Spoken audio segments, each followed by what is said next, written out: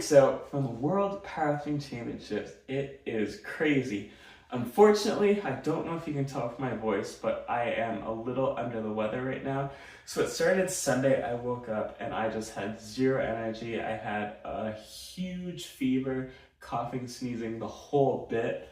I was able to get my Monday bench workout in. Unfortunately, yesterday on Tuesday when I tried to do my squat dead workout, it was just a no-go. I had zero energy. So today is Wednesday. The plan was to bench. I'm going to try and get a bit of my workout I missed on Tuesday in today. So if my body lets me, it's going to be a squat bench deadlift day. Now, a good question is, how do you go by training when you're feeling sick or under the weather? And the important thing is, obviously, you want to prioritize, getting back to being healthy. So if you are at a point where you can do your workouts without making your symptoms worsen, then you should be able to proceed with your workouts.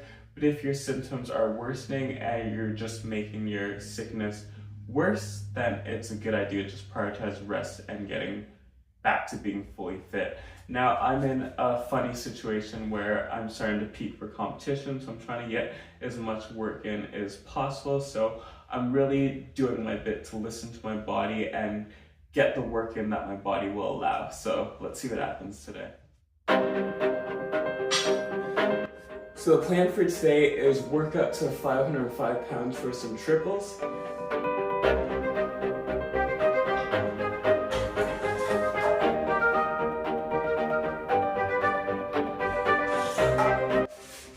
Personally, I don't actually put on my knee sleeves till I get to around the 3 to 4 plate mark. Honestly, the only reason I don't is because it's more of a mental thing for me. I feel like I get a little bit of a power up when I throw on my knee sleeves, and it just kind of feels nice. But if you want to put on your knee sleeves right away when you start squatting, that is totally fine.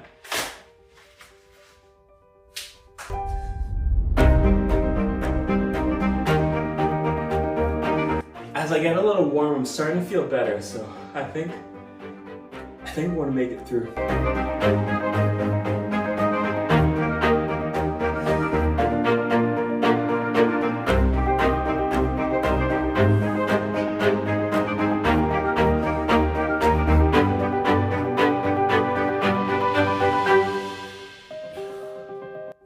So that was my last warm-up at 455. We're going to jump up to 505 pounds and see how my working sets go.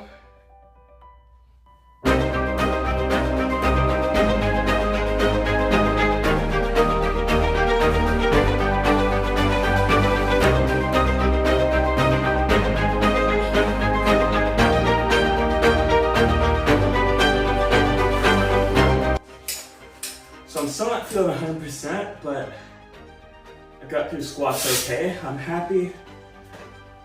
For the most part, I'm happy with how that felt. It felt a little bit harder than what I would have liked, but it's a good sign. I'm still able to push this while being sick. So let's move on to bench and see how that goes. Truth be told, right now it feels like I'm constantly trying to catch my breath, and no matter how much air I take in, it just doesn't matter.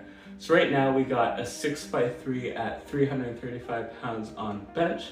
So we're going to try and get through that as best as possible and then finish off with some deadlifts.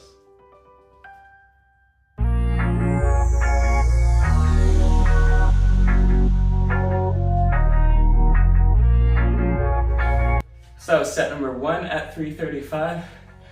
I think it felt pretty good for the circumstances. I'm not going to show you every single set. We're going to skip to set 6. We're going to compare set 1 to set 6 and see if we maintain consistent bar speed, which is the goal through all 6 of these sets.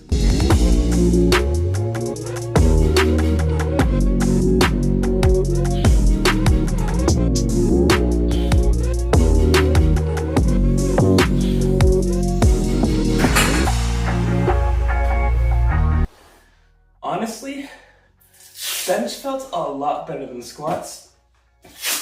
As I like to say though, bench is the rest period in between squats and deads in competition.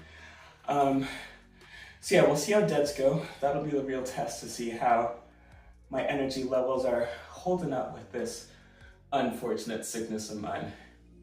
When deadlifting, I generally take larger jumps, especially when I'm warm. So I'll start at 225. Sometimes I'll go straight to 405, 495, 585, and then depending on what my working sets are, I'll jump to my working set weight.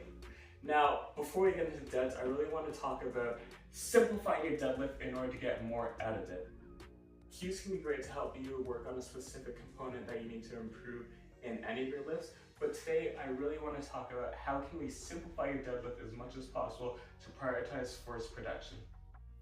So what we're really going to focus on today is wedging and creating force. So when you get into your deadlift stance, I want you to think of driving through the ground with your feet while you are also pulling on the bar. And so this wedge is going to help you pull the slack out of the bar, and then the equal force of pushing while you're pulling is going to help to have a really efficient pull.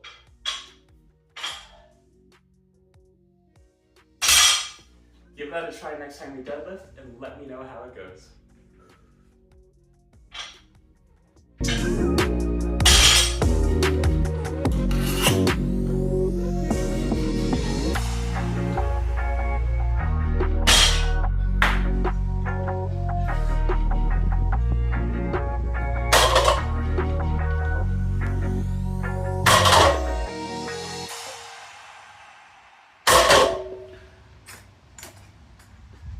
I don't know if you can actually see this on the video or not, but as I was unloading the barbell, it completely bent. I have no clue how that happened, to be honest, but I guess I am in the market for a new barbell. Anyways, as you saw, that was my last set at 635, my last triple at 635. So the training day went pretty well considering I wasn't feeling the best, and I finished the week with some singles on both squats, bench, and deads, which all moved very well. So I was very happy with how that went and how I was able to cap off that week on a strong note despite not feeling too great.